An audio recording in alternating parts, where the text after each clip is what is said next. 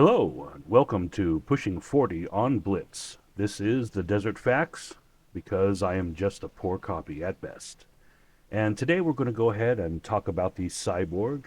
It is a tank that is a 6-tier heavy tank. It's American, and it is available if you have the Battle Pass.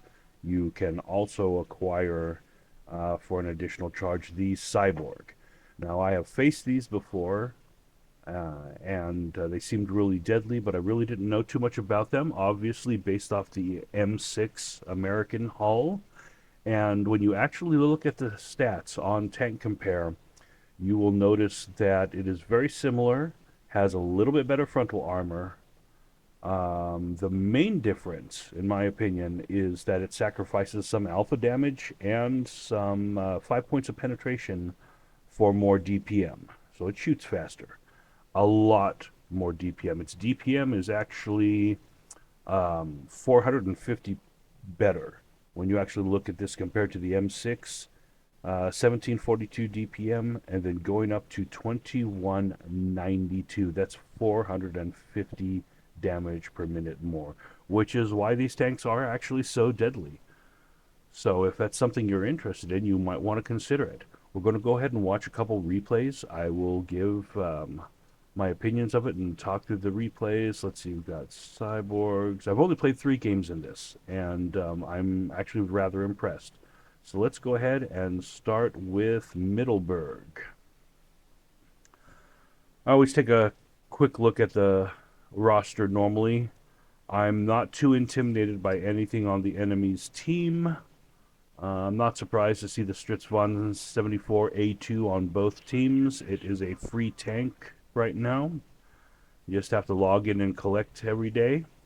Now, a lot of times you'll see I glanced over to the left. A lot of times I will go up the hill because a lot of people want to battle up the hill. They want to have some hull down action. And I glanced over and the tank destroyers immediately rolled forward. So I said, okay, the VK is going to roll forward. I will as well. This is a side scraping heavy. And not seeing anyone come through there.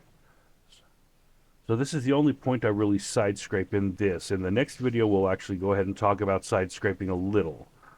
In fact, actually, I was really playing more of a hull down game in the second. So maybe it won't be. Peek around, and he's looking at the hill, so we're going to roll through and shoot him. I see I've got TDs rolling around past me, so I am not sure that there's nobody over here still. I've only seen some of the opponents up on the hill, but we haven't reached a 7 count. And then there we go. An FK player, yes, I will go ahead and take some damage. We're even up right now. TDs and the other heavies approaching the hill. We've got them surrounded, so as I advance, I will go ahead and continue to farm some damage along the way. And here we go. So let's go ahead and go up the hill. For a heavy tank, this is actually fairly mobile. Like I said, its mobility is actually completely superior to the M6. It tops out 3 kilometers an hour faster at 38 instead of 35. Its power to weight ratio is better. Its traverse is better. Its terrain capabilities are better. And this, I'm like, oh, come on, right under the mantlet. Not penetrated. That shot went right under his barrel mantlet. A very thick area. That's okay. We didn't get that kill. It's not kill. This, I was hoping that bounce would take me just over the top and slip it in. Didn't quite get it, but we have a fast reload rate. So I'm going to continue forward instead of trying to back up like a lot of people. Continue forward. And as I was turning, a T-34 exposed himself, so I put a round into him instead, and my partner killed him. Another round. This is the kind of, see, I'm backing up and turning. I'm angling towards him, but you see what he's doing? He stopped broadside to face me. Don't do that. I know initially it happens a lot. You roll out, oh, there's the enemy. I'm going to sit there and shoot him. That was his mistake. He gave me a weak side, a broad target, and he stopped. Don't stop broadside. Don't face your opponent's broadside. Off the top of my head, I cannot think of a single situation in which it will actually give you an advantage to stop in front of someone completely like that. And our allies take out the M4 before we can get to it, and that's just fine. And so we've achieved a victory. It was actually a very simple play. It was fun. It wasn't stressful in any way. The tank is mobile. It has good armor. I have almost 2,000 damage in a tier 6. Second class mastery. I'm 4 destroyed. You know, like I can't complain about that. This is a good, solid tank. So just a quick look at the stats. A good SU, yeah, the 85i. I think that's a tier 5 if I recall correctly. And 1,300 damage. He did really well. That was actually really good work. I mean, we all participated. Everybody got some damage. I'm happy. I hate it when I see some people with 0 damage. They're like, oh, come on, man. I really wish more for you. But that's okay. So we're going to go ahead and jump into Himmelsdorf. Now, Himmelsdorf, I play more of a holding game on this for a while. In fact, I was content to just perfectly screw around and take some shots at people. Just to see if I could try to get some penetrations, see if I could get some HE, because for a while there, I was basically holding several tanks. If I'm playing like a tank destroyer or a medium or a light, I will run over and catch the closest cap. In this case, being a heavy, I wanted to get out to the heavy lane. I've got good armor and good DPM, and see, we already have someone coming in. I was a little bit far away. Now that, yeah, so he HE'd me. 7 damage. There we go, rounded him, and then I was a bit too far away. He slipped one over right onto me. I assumed the hull. That's okay. I pull up now. Now I have cover. And it's trolling me. But I also know that he has some opportunities to shoot. Come on, guys.